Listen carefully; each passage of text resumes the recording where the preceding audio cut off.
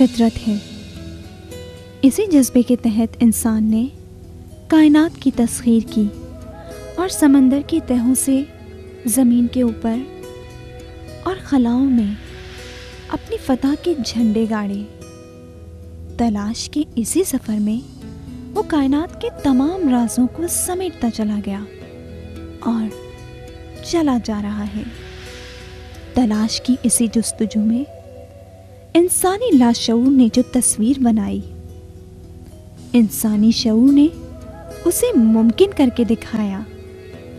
तलाश के इस सफ़र में कभी नए और कभी पुराने उलूम इंसान का हथियार रहे।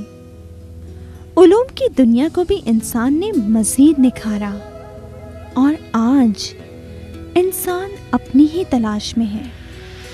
क्यों, कैसे, कब, इंसान का सवाल है।